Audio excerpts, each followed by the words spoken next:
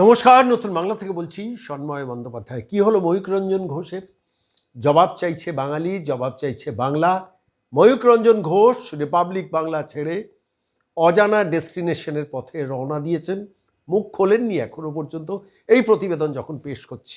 আপনারা জানেন যে রিপাবলিক বাংলা ইলেকট্রনিক মাধ্যমে ইদানিংকালে একটা সেন্সেশন তৈরি করেছেন, এবং সেই সেন্সেশন তৈরি করার পেছনে যারা মূল কারিগর তার মধ্যে অন্যতম হচ্ছেন ময়ূক রঞ্জন ঘোষ।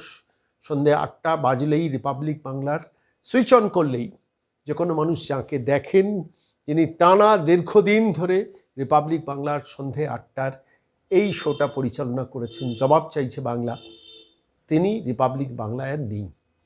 আজকে এই প্রতিবেদন পেশ করতে গিয়ে আমার খালি বারবার মনে হচ্ছিল যে এই এপিসোডের প্রতিবেদনের হেডলাইনটা কী হওয়া উচিত। জবাব চাইছে বাঙালি বা জবাব চাইছে বাংলা।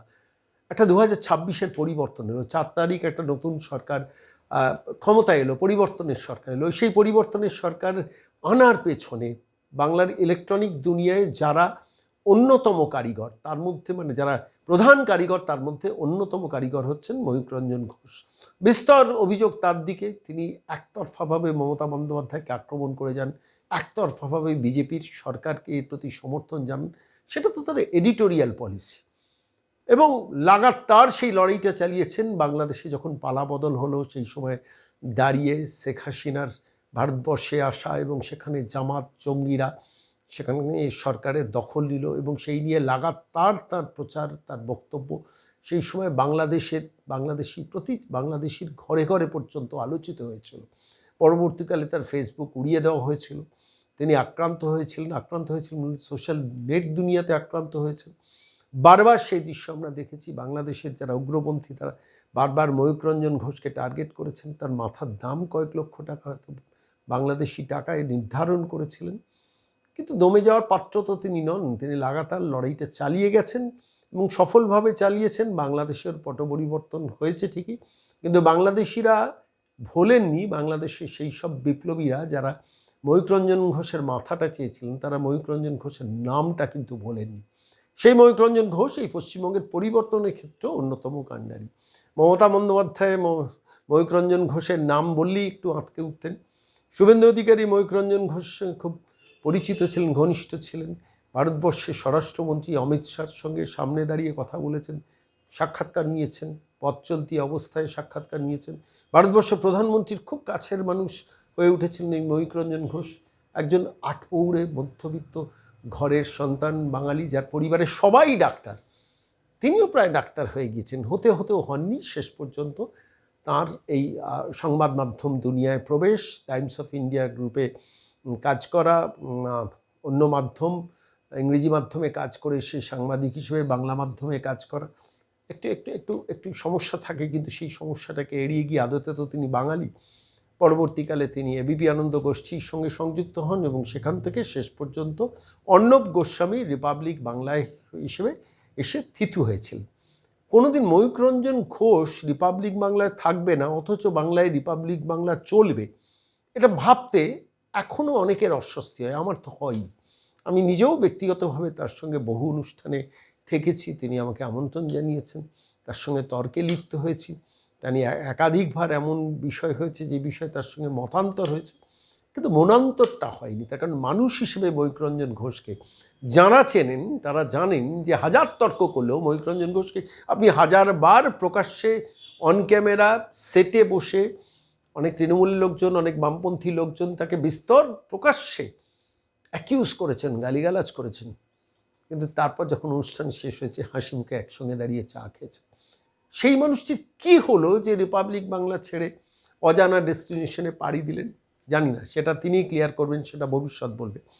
কিন্তু কোথায় যেতে পারেন এটা নিয়ে আজকের এই প্রতিবেদনটা খেয়ালি না করে সরাসরি বলা দরকার। আমার নিজস্ব কিছু অ্যাসেসমেন্ট আছে। দেখুন, ময়ূক রঞ্জন ঘোষ 3টে জায়গায় যেতে পারেন। আপনারা হয়তো বলবেন যে আপনি একজন ময়ূক রঞ্জন ঘোষ, একজন অ্যাঙ্কার, একজন সঞ্চালককে নিয়ে আপনি এত সময় ব্যয় করছেন কেন? করছি তার কারণ যে ময়ূক রঞ্জন ঘোষ বাঙালি মহলে, বাংলা যারা ইলেকট্রনিক মাধ্যমের সঙ্গে পরিচিত বা যারা তার লেখালেখির সঙ্গে পরিচিত, এটা আলোচিত নাম, ডিবেটেবল নাম। তার তর্কে তার লেখার সঙ্গে অনেকে তর্ক করতে পারেন। তার কথা বলার সঙ্গে তিনি যে ভাষায় কথা বলেন, যে স্টাইলে অপারেট করেন, যে নাটকীয়তা নিয়ে আসেন, তার সঙ্গে অনেকেই ভিন্ন মত হতে পারেন, কিন্তু কেউ অস্বীকার করতে পারেন না এমন একটি মানুষকে নিয়ে আমার মনে হলো আজকের এই সকালটা আপনাদের সঙ্গে কাটানো উচিত।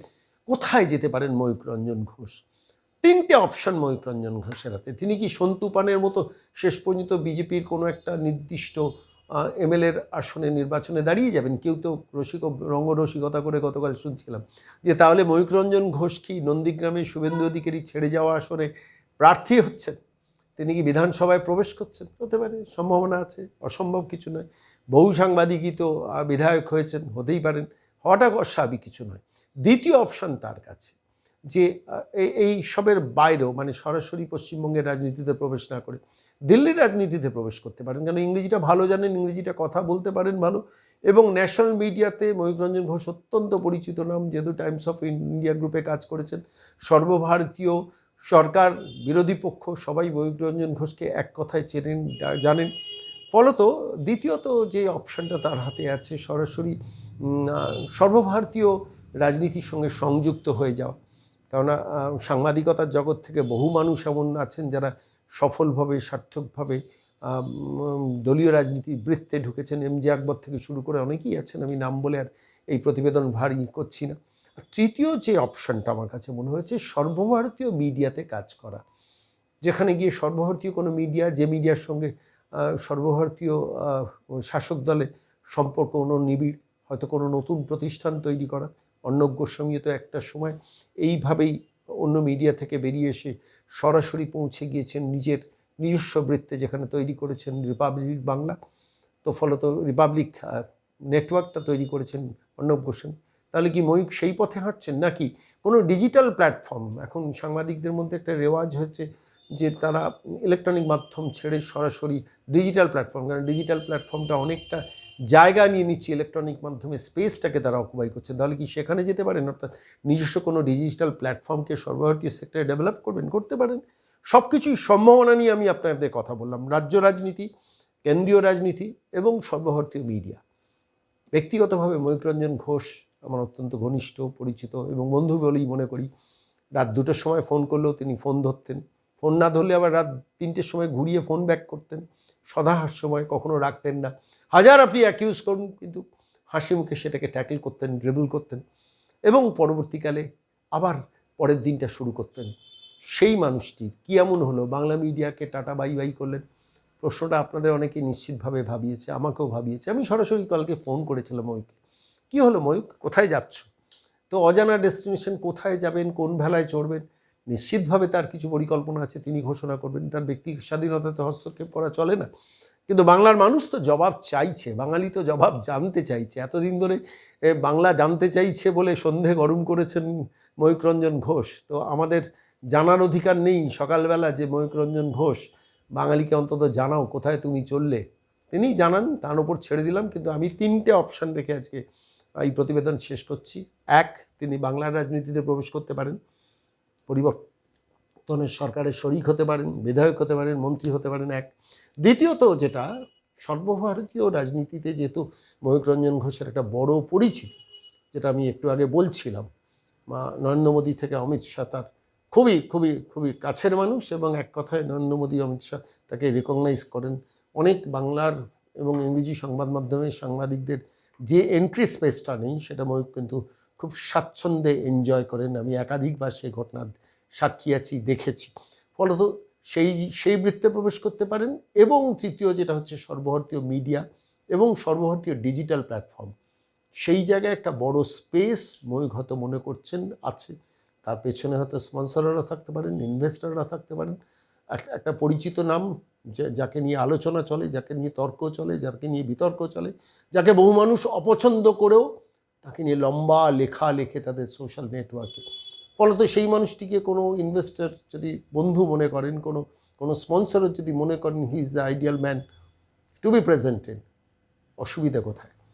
আমি শুধু ময়ূককে জিজ্ঞেস করেছিলাম, সিদ্ধান্তটা কি হঠাৎ? বললেন না, বহুদিন ধরে ভেবেছিলাম একটা নতুন কিছুতে ঢুকবো, একটা নতুন কিছু করব। কি সেই নতুন?